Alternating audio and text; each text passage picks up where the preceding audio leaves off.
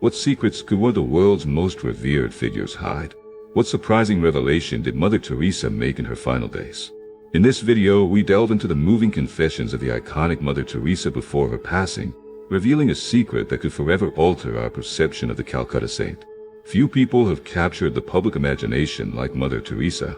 Her life, dedicated to serving the poorest and neediest of Calcutta, made her a universal symbol of compassion, love, and mercy. One of his most striking statements, which deeply reflects his beliefs, is, "The greatest destroyer of peace is the cry of the innocent fetus." This statement, although controversial, reveals the firmness of his convictions and his unshakable commitment to defending life in all its forms. Throughout her career, Mother Teresa became an iconic figure who transcended religious and cultural barriers. She was a woman who, with her unshakable faith and absolute dedication, touched the hearts of millions of people around the world. She founded the Missionaries of Charity, a congregation that continues its mission of helping the most disadvantaged in several countries. However, despite her impeccable public image, Mother Teresa also faced moments of internal struggle and personal issues. In her final days, she revealed a secret that could forever change our perception of her. This revelation, jealously guarded until the end of her days, reveals a more human and vulnerable side of the Saint of Calcutta. Mother Teresa, also known as Saint Teresa of Calcutta since 2016, has a complex and multifaceted public image. She received widespread admiration for her charitable and selfless work, which earned her the prestigious Nobel Peace Prize for her efforts in combating poverty and anguish, considered threats to peace. Throughout her life, she was celebrated and recognized with numerous awards and honorary titles, consistently ranking among the most admired people in the world. Many Catholics hold her in high regard, considering her a saint and seeking her intercession. However, along with the praise, Mother Teresa also faced significant criticism. Some expressed concerns about the quality of healthcare provided by their organization. There have been suggestions that certain deathbed baptisms were forced conversions, and it has been accused of having links to colonialism, racism, and questionable public figures. She never said a word, but before she died, she broke her silence and revealed a terrible secret. Mother Teresa's journey to India began with her birth as Saint Jesucristo, known as Mother Teresa. He was born on August 26, 1910, in Skopje, Ottoman Empire. She was baptized the day after her birth in Skopje, and later considered August 27 to be her real birthday. Mother Teresa was the youngest daughter of Nicola and Dranophile Bojaxiu. Her father, involved in Albanian community politics, died in 1919 when she was 8 years old. In his early years, he developed a deep fascination with the missionaries' captivating stories and their selfless service in Bengal. At the tender age of 12, he had already decided to dedicate himself to religious life. This unshakable determination was only strengthened on the auspicious day of August 15, 1928, when he knelt in prayer at the sacred sanctuary of the Black Madonna of Lednice, a place he frequented on his pilgrimages. At the age of 18, in 1928, she said goodbye to home and went on a journey to join the Sisters of Loreto at Loreto Monastery in Rathfarnham, Ireland.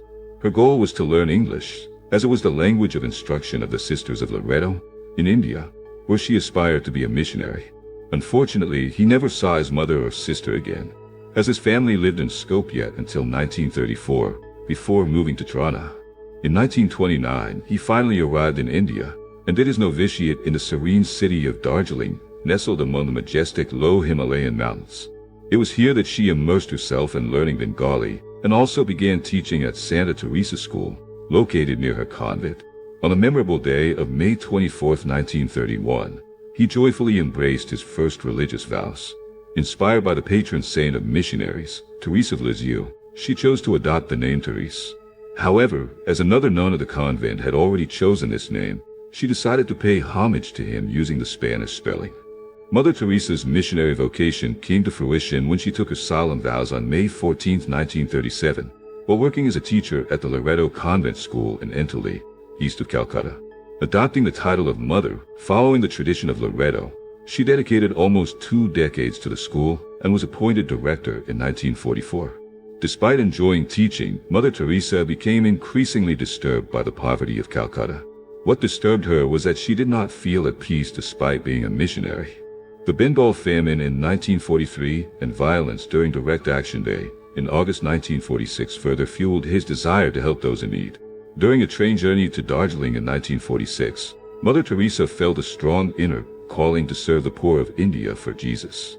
He sought and received permission to leave the school. In 1950, she founded the Missionaries of Charity, adopting a white sari with 2 blue borders as the order's attire. On September 10, 1946, Teresa lived a profound experience, which she would later call a calling within a calling. During her annual retreat at the Loreto convent in Darjeeling, she felt obliged to leave the convent and help the poor living among them.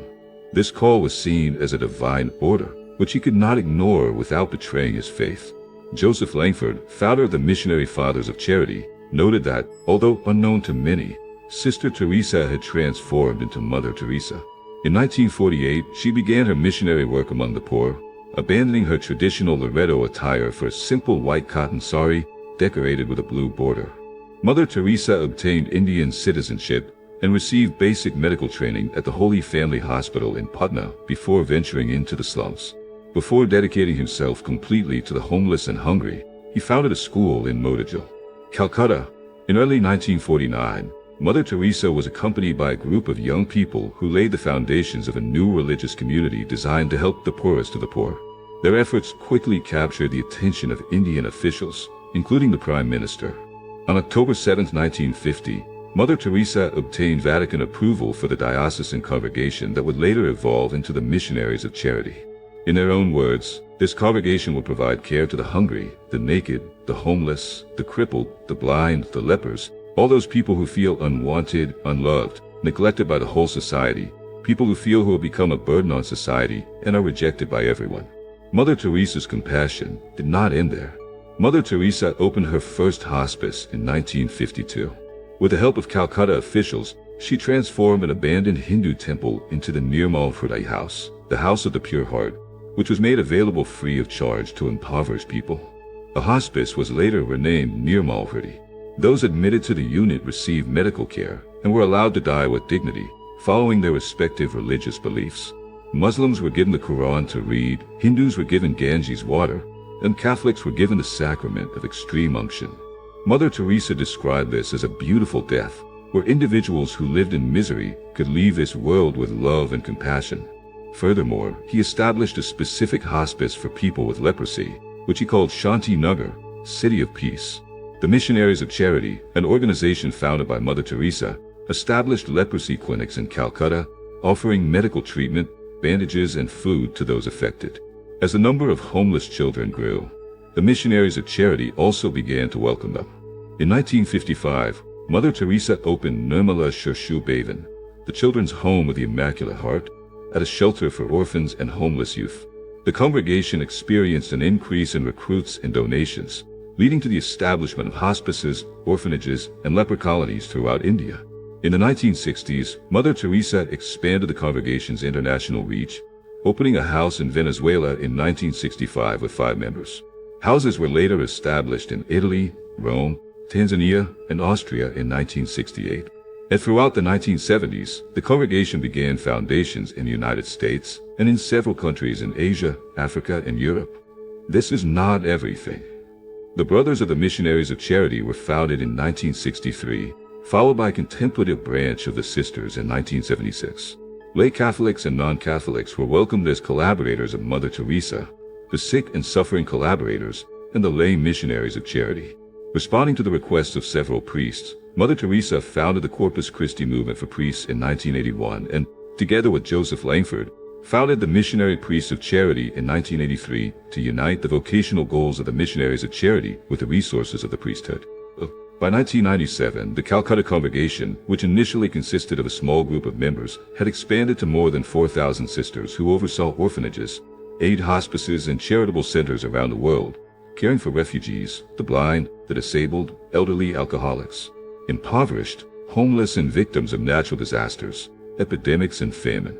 In 2007, the Missionaries of Charity included approximately 450 brothers and 5,000 sisters worldwide, operating 600 missions, schools, and shelters in 120 countries. Mother Teresa expressed her identity in several ways. She stated that she was Albanian by blood, Indian by citizenship, and a Catholic nun by faith. Although he worked mainly in India, he occasionally traveled outside the country for humanitarian reasons. In 1971, she visited Belfast during a troubled time with 4 of her sisters. He is said to have faced pressure from senior clergy who believed the focus of missionary work should be directed elsewhere. Despite the welcome and local support they received, Mother Teresa and her sisters abruptly left the city in 1973. Was there a secret behind their departure? Or did Mother Teresa see something that made her choose to leave rather than stay? We'll soon find out. In 1991, Mother Teresa visited the radiation victims in Chernobyl and the earthquake victims in Armenia and returned for the first time to Albania, where she inaugurated a house for the Missionary Brothers of Charity in Tirana. In 1996, the Missionaries of Charity operated 517 missions in more than 100 countries. The number of sisters in the Missionaries of Charity has grown from a few to thousands, serving the poorest of the poor in 450 centers around the world. Seeking solace, her connection to Jesus Christ, his holy face and heart, she prayed and contemplated in silence. But in private, Mother Teresa struggled with doubts and struggled with her religious beliefs for nearly 5 decades. Until the end of his life, he openly expressed profound uncertainty about the existence of God and the anguish caused by his lack of faith. Does this mean that Mother Teresa was not close to God? Another secret is about to be revealed. This experience of spiritual dryness, characterized by a night of emptiness, was not unique to Mother Teresa, as other saints, including Teresa of Lisieux, had similar encounters. James Langford states that these doubts were common and would not prevent his canonization. After a decade of doubts, Mother Teresa briefly experienced renewed faith after the death of Pope Pius XI in 1958 during a Requiem Mass where she prayed for him. She felt relieved from the long emptiness of her suffering. However, this respite was short-lived, as his spiritual dryness returned weeks later. Over the course of 66 years, Mother Teresa wrote numerous letters to her confessors and superiors, notably to the Archbishop of Calcutta and the Jesuit priest Celeste van Exem, her spiritual advisor since the founding of the Missionaries of Charity. She specifically requested the destruction of these letters, fearing that they would divert attention to her instead of Jesus. However, all the letters can be found in the book Mother Teresa, Come and Be My Light. In these letters, Mother Teresa tells her friend Michael van der Peet that Jesus loves him very much, but that she feels oppressed by silence and emptiness. Search but can't see, listen. But he can't hear. Pray, but no words come out. She asks Michael to pray for her so she can give herself completely to Jesus. In Pope Benedict XVI's first encyclical, Deus Caritas Estate, Mother Teresa is mentioned 3 times, using her life as an example to demonstrate that praying to God does not prevent us from helping others. In fact, it is the source of our love and service. Mother Teresa herself said that prayer and reading spiritual books help us grow in our ability to pray. Although Mother Teresa's order was not part of the Franciscan orders, she admired Francis of Assisi. Her spirituality had a huge impact on her. The Sisters of Charity recite St. Francis' prayer every morning during Mass as a gesture of gratitude after communion. Their commitment to ministry and their vows share many similarities. St. Francis gave great importance to poverty, chastity, obedience, and dedication to Christ, dedicating a significant part of his life to serving the poorest, especially those affected by leprosy. This is just the beginning. Mother Teresa received a diplomatic passport from the Indian government and was honored with the Padma Shri in 1962 and the Jawaharlal Nehru Award for International Understanding in 1969. Additionally, she received several other prestigious Indian awards, including the Bharat Ratna, the highest civilian award in India, in 1980. Navin Chawla wrote her official biography, which was published in 1992. Interestingly, in Calcutta she is venerated as a deity by certain Hindus. In honor of her 100th birth anniversary, the Indian government released a special 5 rupee coin on August 28, 2010. This amount of money was significant as it represented the funds that Mother Teresa had when she arrived in India. President Pratibha Patil acknowledged Mother Teresa's impact, stating that she and the Missionaries of Charity, dressed in white saris with blue borders, became a beacon of hope for various marginalized groups such as the elderly, the homeless, the unemployed, the sick, and those abandoned by their families. Mother Teresa's efforts were recognized internationally when she received the Ramon Magsaysay Peace Award in 1962. The award citation praised her compassionate dedication to the impoverished people of a foreign country, which led to the creation of a new congregation. By the early 1970s, Mother Teresa had become a world-renowned figure. His rise to fame began with the release of Malcolm Muggeridge's BBC documentary in 1969 titled Something Beautiful for God, followed by the publication of a book of the same name. During this period, while filming the documentary, the team faced challenges due to poor lighting conditions, particularly in the home for the dying that he managed.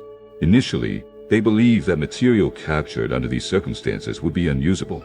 However, to his surprise, when the material was reviewed in England, it was discovered to be exceptionally well lit. Muggeridge attributed this to a miraculous divine light from Teresa, while other members of the team attributed it to a new and very sensitive Kodak film. Muggeridge later converted to Catholicism, deepening even more so his connection with Mother Teresa. During this period, Mother Teresa gained recognition and admiration from the Catholic community. In 1971, Pope Paul VI awarded him the First John 23 Peace Prize, recognizing his dedication to serving the poor as an embodiment of Christian charity and his efforts to promote peace. In 1976, she was also honored with the Pim Terrace Award. The process of Mother Teresa's canonization progressed quickly.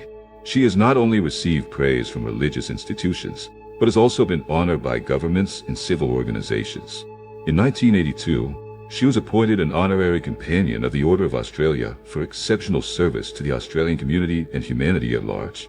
The United Kingdom and United States bestowed upon him numerous awards, culminating with the prestigious Order of Merit in 1983. On November 16, 1996, he was granted honorary citizenship of the United States. Furthermore, his native Albania presented him with the nation's Golden Honor in 1994. His acceptance of this award, as well as the Haitian Legion of Honor, was not without controversy. Mother Teresa faced criticism for supporting figures like the Duvalier and corrupt businessmen like Charles Keating and Robert Maxwell. In fact, he even wrote a letter to the judge who oversaw Keating's trial, asking for leniency. But that is not all. Mother Teresa was honored with honorary degrees from universities in India and the West. He also received the Balzan Award in 1978 for his efforts in promoting humanity, peace, and brotherhood among people, as well as the Albert Schweitzer International Award in 1975.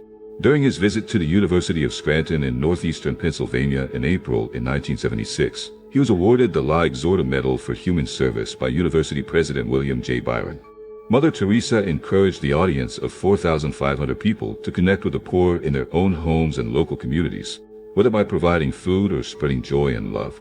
He expressed that impoverished people can help us in our spiritual growth as they represent Christ in the form of suffering. In August 1987, he received an honorary doctorate and addressed a gathering of more than 4,000 students and members of the Diocese of Scranton, emphasizing the importance of performing small acts of immense love and service to the poorest of the poor.